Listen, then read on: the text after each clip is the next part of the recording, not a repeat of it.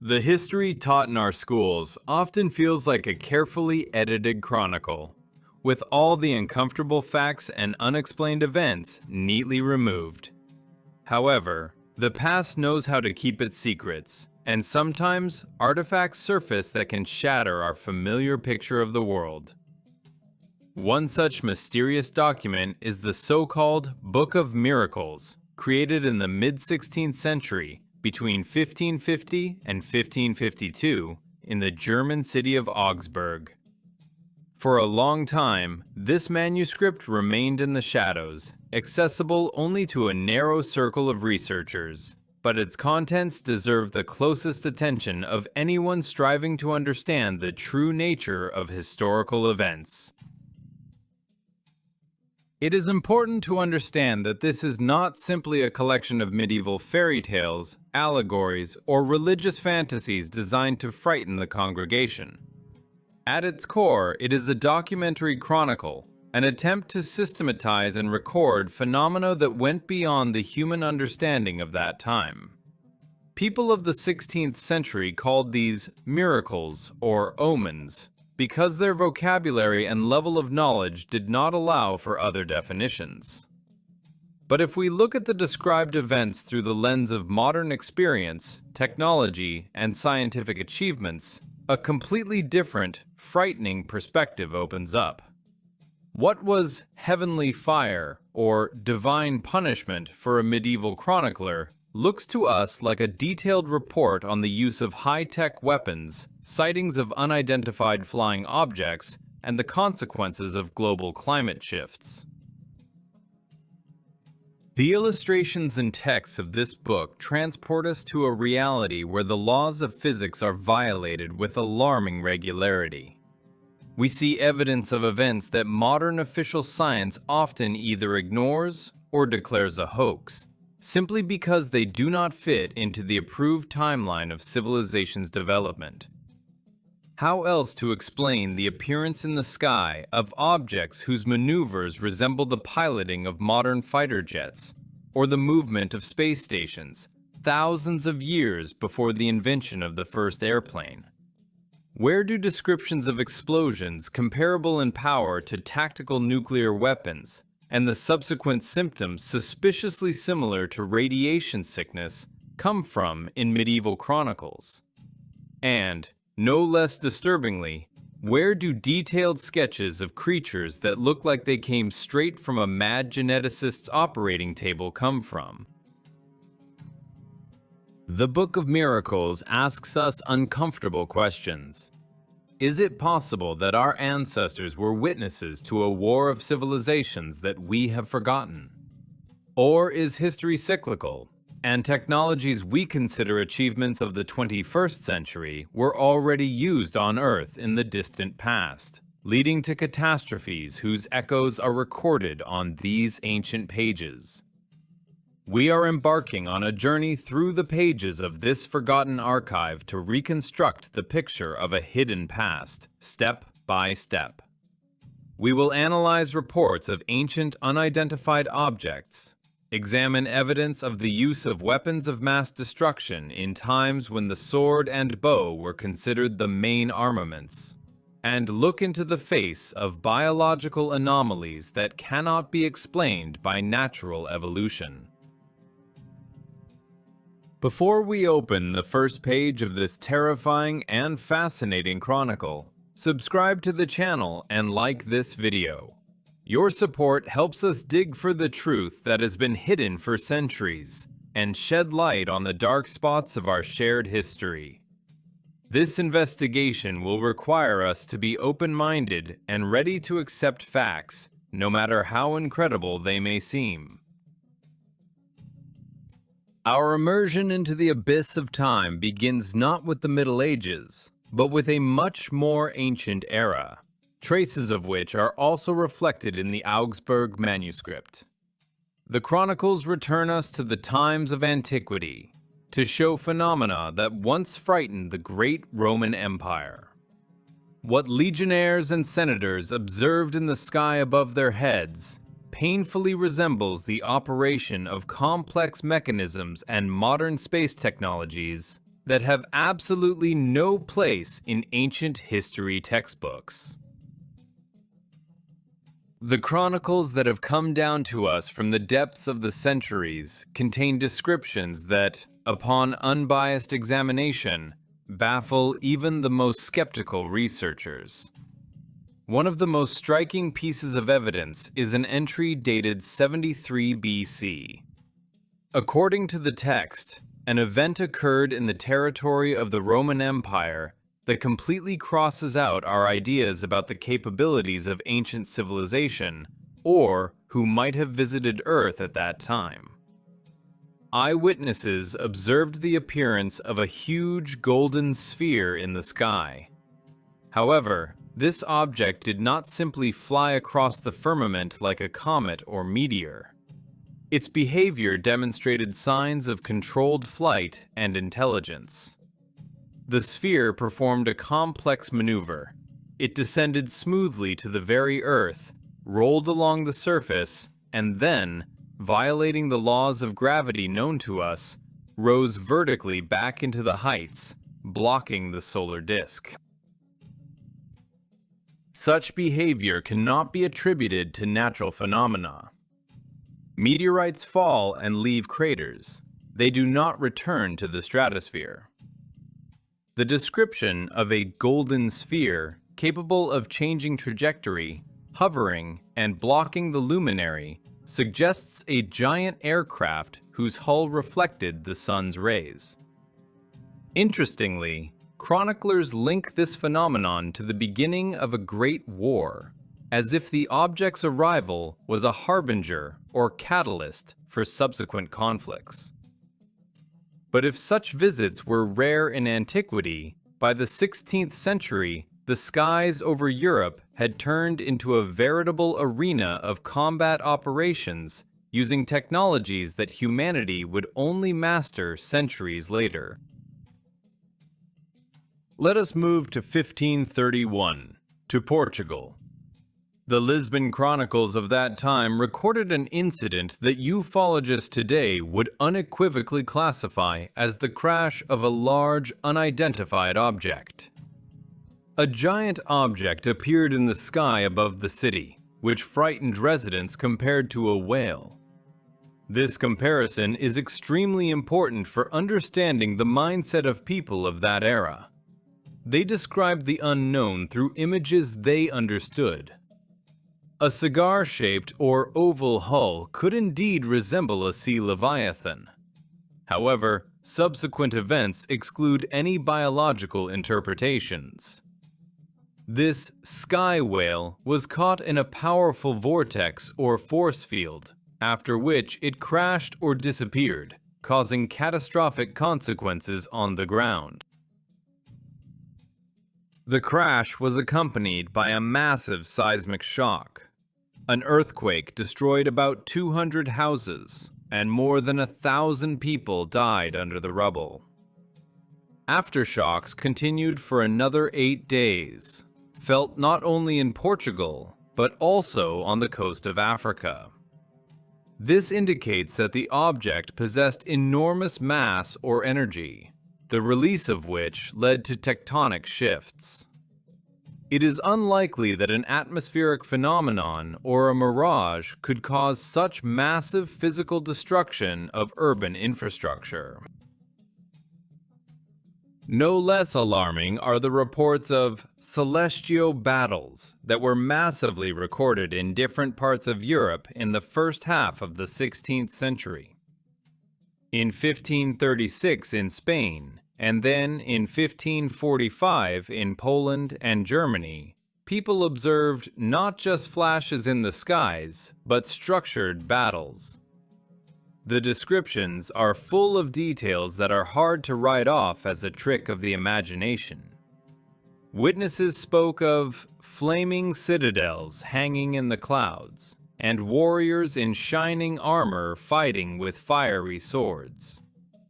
If we translate these metaphors into modern language, the citadel turns into a mothership or orbital station, armor into hermetic spacesuits or exoskeletons, and fiery swords into beam weapons or plasma cutters. Particularly suspect is the case in Poland, where eyewitnesses reported a loud crash, similar to thunder, which preceded the appearance in the sky of 3 red crosses and the figure of a warrior who was attacked by numerous enemy forces. The battle lasted several hours, until the middle of the day. The sound accompaniment in the form of a crash confirms the physical nature of the phenomenon. It was not an optical illusion or fata morgana. Most likely, the inhabitants of medieval Europe became unwitting spectators of a full-scale technogenic conflict in the Earth's atmosphere, involving cross-shaped aircraft and landing parties. Interpreting what they saw as a religious sign, people tried to find protection in faith, not realizing that a high-intensity conflict was unfolding over their heads. These celestial battles could not pass without leaving a trace on the planet. If powerful energy weapons were used in the stratosphere and lower layers of the atmosphere, if apparatuses were shot down and citadels exploded, then debris and damaging elements inevitably reached the surface. And indeed, an analysis of the chronicles shows that following the observations of wars in the sky, a real hell began on Earth. If there was a war in the sky, then something more terrible than ordinary hail must have fallen to the ground. And the Chronicles of 1009 describe a strike that, by its characteristics and consequences, we would unhesitatingly call nuclear today. If one carefully reads the Chronicles of 1009 presented in the Augsburg manuscript, it becomes obvious that humanity faced an event going far beyond ordinary natural cataclysms. The description left by the chroniclers is frightening in its detail, and how much it resonates with modern concepts of global man-made disasters. According to the text, in that year, the sun suddenly darkened, and the moon took on a blood-red hue. Usually, such atmospheric phenomena accompany massive emissions of ash or dust into the stratosphere, which is typical for volcanic eruptions or extremely powerful explosions. However, the key element of this entry is the description of the object that caused the disaster. It was not a stone, not a star, and not a comet that fell from the heavens. Eyewitnesses describe a huge column or tower of fire. This is an extremely specific detail. Natural meteorites entering the dense layers of the atmosphere look like glowing balls or streaks, but certainly not vertical, geometrically correct structures. The mention of a tower or column suggests that we are talking about an artificial cylindrical object, be it a giant rocket, a landing module, or a warhead of colossal power.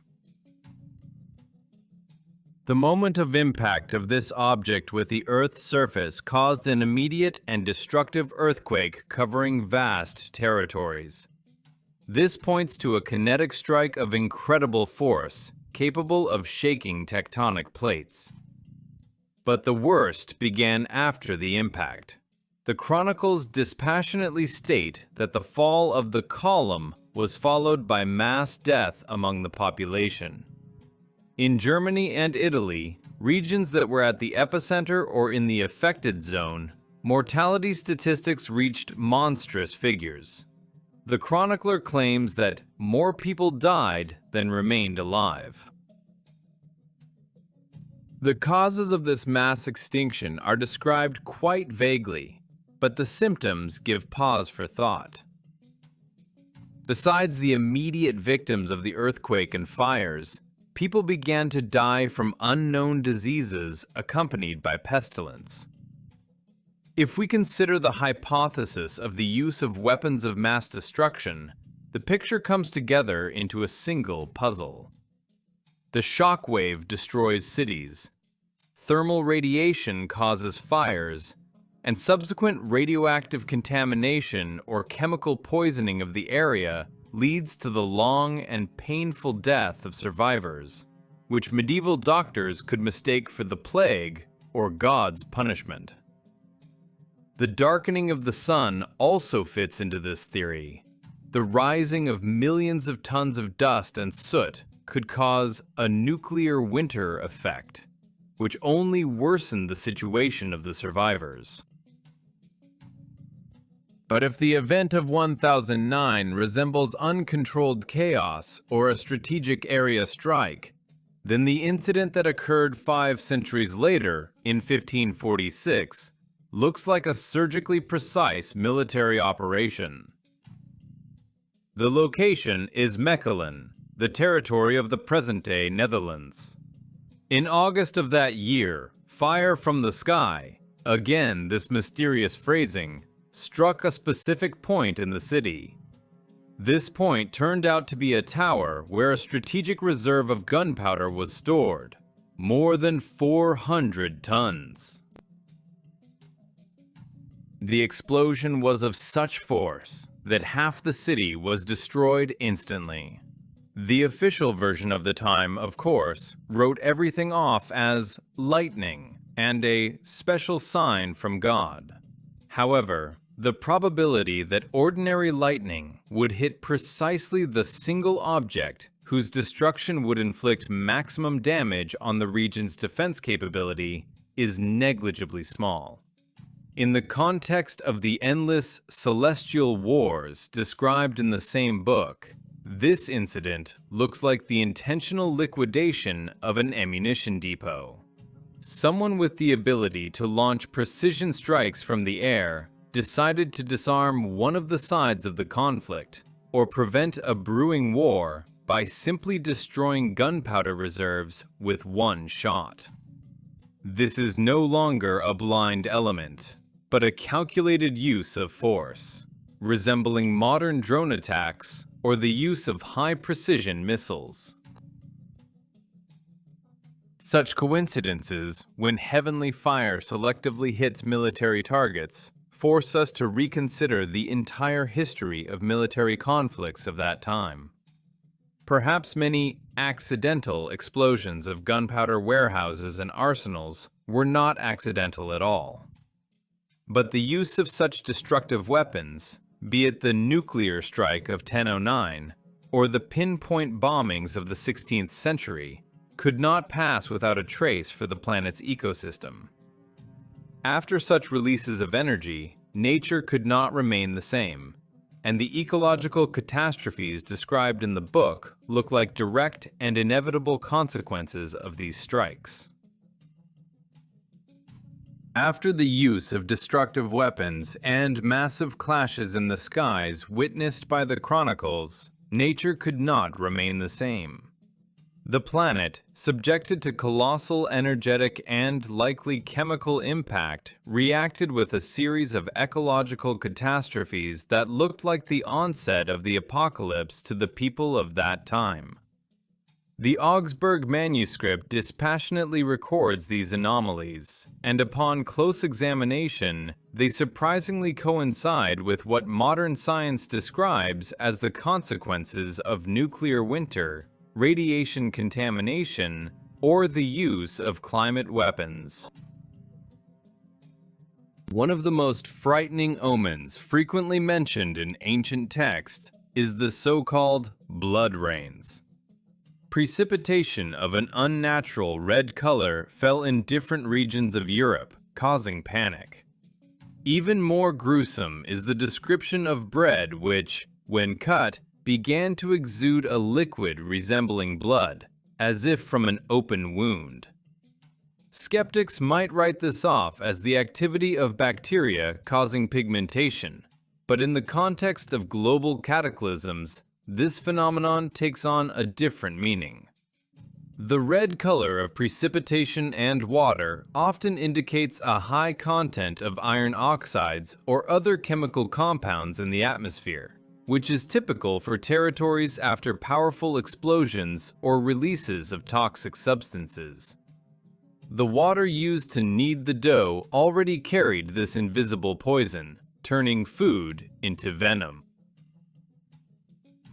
The atmosphere, saturated with ash and reagents, spawned monstrous weather anomalies. The chronicles describe hail that did not just beat down crops, but literally destroyed vegetation at the root. In one case, stones fell from the sky for 7 days in a row. This does not fit the picture of an ordinary storm front. The description of sharp stones suggests that it was not ice crashing down on the earth, but fragments of hard rock or artificial origin, thrown into the stratosphere by a blast wave and now returning. The climate was feverish. Periods of unbearable heat were replaced by sudden anomalous cold. In 1162 in Milan, snow fell 12 times in a row, burying houses and trees. People found themselves trapped in their own homes, falling into despair from the inability to get out. Such a picture is typical of a volcanic or nuclear winter, when a dense veil of clouds blocks sunlight, causing abrupt global cooling. In 1126, the winter was so severe and sudden that birds froze right in the air and fell to the ground like stones. But before that, as if having gone mad, they began to kill each other in flight. Such aggressive animal behavior is often linked to the impact of strong electromagnetic fields or poisoning by neurotoxins sprayed in the air. Another proof of the toxic nature of this precipitation is the incident of 1552 in Holland. After a terrible storm, which locals mistook for Judgment Day, heavy stones weighing several kilograms fell to earth. The most important thing in this description is not the weight of the stones, but that the place where they fell exuded an unbearable stench. This smell was so poisonous that it caused illness and death.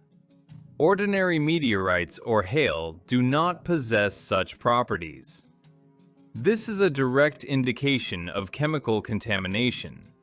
Containers with poisonous substances or debris of mechanisms containing toxic fuel were falling from the sky. Pest infestations also took on grotesque forms. In 864, Gaul was covered by clouds of locusts, which chroniclers describe as creatures with wings and 2 teeth. These creatures covered the ground like snow, destroying everything in their path. But their death turned out to be even more terrible than their life. When the swarm was carried out to sea and drowned, the surf threw their bodies onto the shore. The decomposition of this biomass caused such a stench that the air became deadly to humans, causing a massive pestilence. It creates the impression that the ecosystem itself was disrupted at a fundamental level. However, radiation and poisons affect not only the weather or animal behavior. They change the very structure of life, rewriting the genetic code of organisms. The illustrations of monsters in this book suggest terrible genetic experiments, the results of which wandered through medieval Europe. But if atmospheric phenomena and climate shifts can still be written off as nature's whims, the changes that touched living organisms make one shudder. Radiation and toxic substances released into the environment do not just poison water and air. They invade the very structure of life, breaking the genetic code and spawning creatures that have no place in a normal biological hierarchy. The pages of the Augsburg manuscript are replete with images and descriptions that, at a cursory glance, seem like the ravings of a madman or illustrations for myths. However, if viewed through the prism of genetics and the consequences of man-made disasters, A picture of massive mutagenesis engulfing Europe emerges. In January 1496, when the waters of the Tiber overflowed its banks and flooded the vicinity of Rome, something was discovered on the muddy bottom after the elements receded that plunged the residents into shock. Chroniclers recorded the find of a creature that would be called a chimera today. This was not the decomposed body of a known animal. The description contains detailed characteristics pointing to a mixture of features of completely different biological species in one organism. Eyewitnesses of those years perceived this as a bad omen, but from a modern point of view, the find looks like the result of crude genetic interference or severe mutation caused by external factors. The creature found in the mud of the Tiber could have been a victim of radiation exposure during the embryonic development stage, when the organism's defense mechanisms failed and nature suffered a tragic glitch. Such anomalies were not limited to the animal world. The human population also underwent terrible changes. In 1531, a so-called forest man was caught in the woods near Salzburg. Chronicles describe him as a creature with a human face, but covered in thick fur, with altered body proportions. He was delivered to the local ruler, but the creature refused all food and drink, soon fading away. Was this a feral hermit? Unlikely, given the physiological differences. Rather, we are talking about a manifestation of atavism, or mutation caused by prolonged residence in a contaminated zone. In those same years, births of children with congenital deformities, fused bodies, extra limbs, or missing vital organs were recorded with frightening frequency. Medieval doctors meticulously documented these cases, and their records resemble reports from ecological disaster zones of the 20th century. The sky over Europe in those years was also inhabited by creatures that, it would seem, should have disappeared millions of years ago or existed only in legends. In 1533, a phenomenon was observed in Bohemia that cannot be explained by mass hallucination. Flying lizards, which locals called dragons, appeared in the air. It is important to note the scale. This was not a solitary mythical beast guarding treasures, but flocks. Hundreds of creatures, large and small, migrated like migratory birds.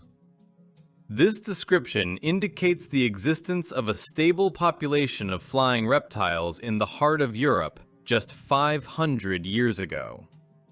Where did these species disappear to? Probably, they became the first victims of that same climate change and toxic atmospheric pollution we spoke of earlier. Their bodies could not withstand the abrupt change in habitat conditions. The seas also washed riddles ashore. In Venice and other coastal cities, creatures resembling hybrids of human and fish were found. One could attribute this to marine mammals, but the detail of the sketches casts doubt. And on land, nature, as if mocking, created mutant plants.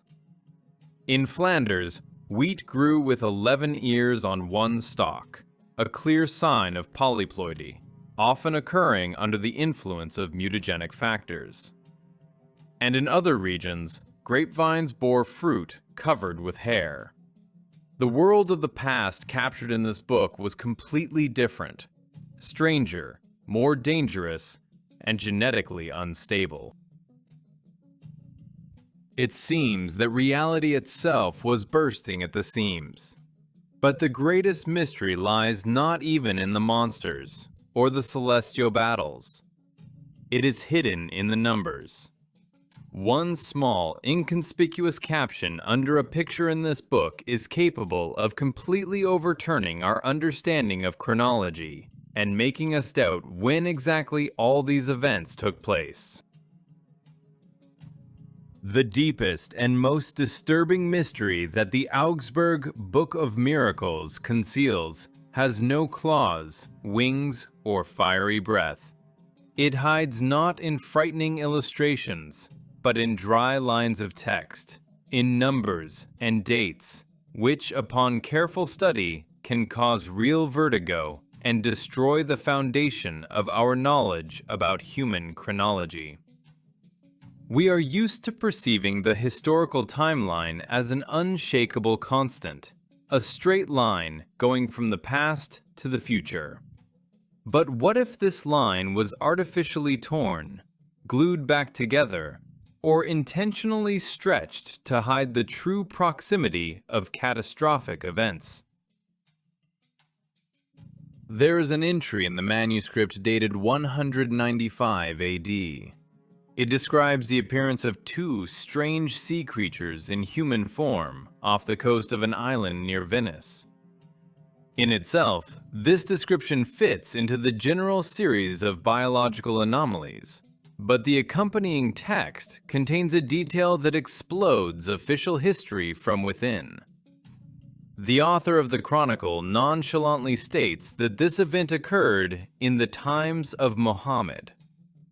Here lies a colossal chronological paradox that cannot be explained by a simple copyist's error. According to the generally accepted canonical version of history, the Prophet Muhammad, the founder of Islam, passed away in 632 AD.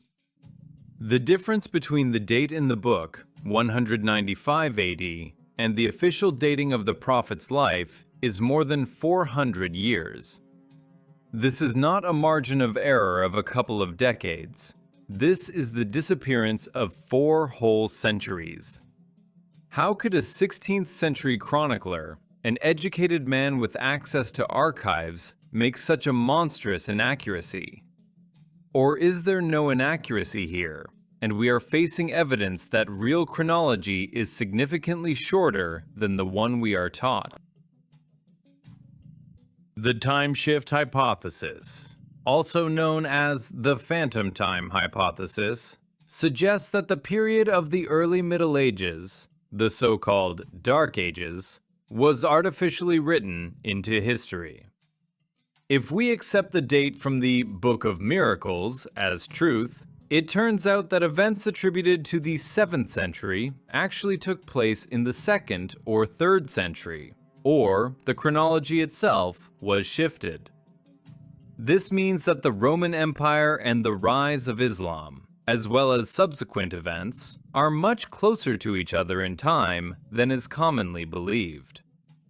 400 years of extra history could have been added by chroniclers of later eras for political or religious motives, to make dynasties more ancient or legitimize power.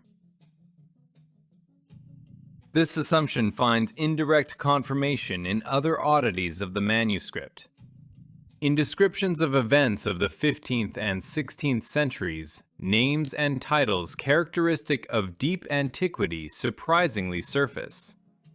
For example, the text mentions Pliny the Elder, the famous Roman writer and polymath. Officially, he died during the eruption of Vesuvius in 79 AD. However, in the context of the book, his name figures in events occurring more than 1,000 years after his alleged death, and he is mentioned as if he were a contemporary of the described cataclysms or a recently departed authority. Moreover, the description of the eruption of Vesuvius itself in the Book of Miracles is attributed to the late Middle Ages, although official geology and history claim that the volcano was dormant during this period. The description of the disaster in Campania, where fire burned cities and villages, painfully resembles the destruction of Pompeii, but is dated to a completely different era. A strong impression is created that antiquity and the Renaissance are not two eras separated by a millennium of darkness, but periods standing almost right next to each other. If we remove these phantom 400 years, history compresses like a spring. The technologies of the Romans, like the Golden Sphere, turn out to be the direct predecessors of 16th century events. Celestial battles and the use of weapons of mass destruction become the cause of the fall of that same unified ancient world which we know by different names. A global catastrophe causing mutations and climate change threw humanity back in development, and the survivors were forced to rewrite history from scratch, filling the gaps with fictional centuries to hide the horror of the collapse that occurred. We look at these pages and see not a distant past, but a mirror reflection of events that were much closer to us. When we close the heavy, metaphorical cover of the Augsburg Book of Miracles, we are left with the feeling that we have touched something forbidden, knowledge that was not intended for the general public. This manuscript, gathering dust for centuries in private collections and archives, turns out to be not just a collection of religious horror stories or tall tales. It is a surviving witness, the black box of a lost civilization, which impartially recorded the moments of its agony and collapse. Before us stands a picture of a world that survived a global war using technologies we are only beginning to master again. A planetary-scale catastrophe, and possibly an artificial alteration of the flow of time itself. We must understand that we are looking at events of the past through the prism of a medieval person's perception. The artist and chronicler of the 16th century did not have the words rocket, radiation, genetic mutation, or spaceship in their lexicon. They saw the world through images of religion, mythology, and daily life understandable to them. When a ballistic missile fell from the sky, they drew a fiery column or tower. When a beam weapon burned cities, they saw in it the sword of the Lord. When radiation distorted the human form, they drew demons and chimeras. But if we cast aside this veneer of medieval allegory and look at the essence of the described phenomena, a frightening truth opens up. Our ancestors lived in the shadow of a high-tech past, the remnants of which destroyed them at every step.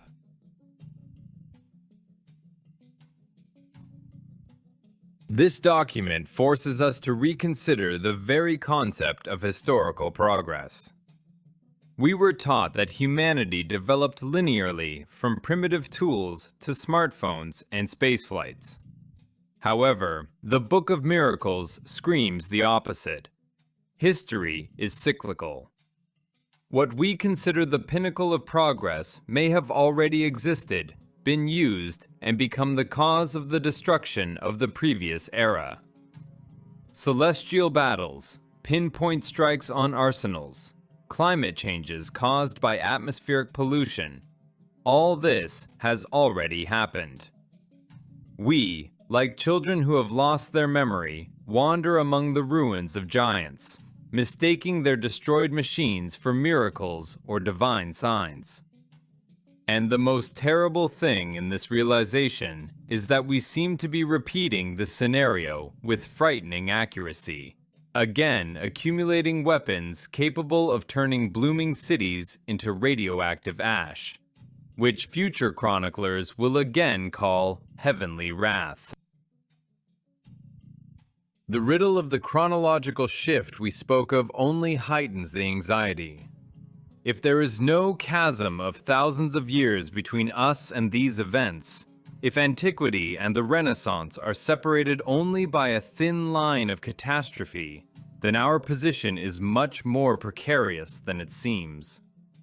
The phantom centuries written into textbooks serve only one purpose: to calm us, to push the horror of the past as far away as possible, to turn a real tragedy into a safe myth. But artifacts like this book destroy this illusion of safety. They remind us that civilization is fragile, and miracles are often just misunderstood technologies and forgotten nightmares. This investigation is only the first step in an attempt to reassemble the shards of history's broken mirror. Hidden in this book are many more secrets that require careful study and comparison with other sources. We have only lifted the veil behind which the true face of our past is hiding. If you also believe that official history is full of gaps and omissions, if the facts presented in this material made you think about the nature of reality, share this video with friends and like-minded people. The more people ask the right questions, the faster we can reconstruct the true picture. Write in the comments which of the described miracles seem to you the most plausible proof of the existence of ancient technologies. Celestial battles, the nuclear strike of 1009, or genetic experiments. Your opinion is important for the continuation of our search. And of course, subscribe to the channel so you don't miss the second part of the breakdown, where we will delve into even darker secrets of forgotten eras.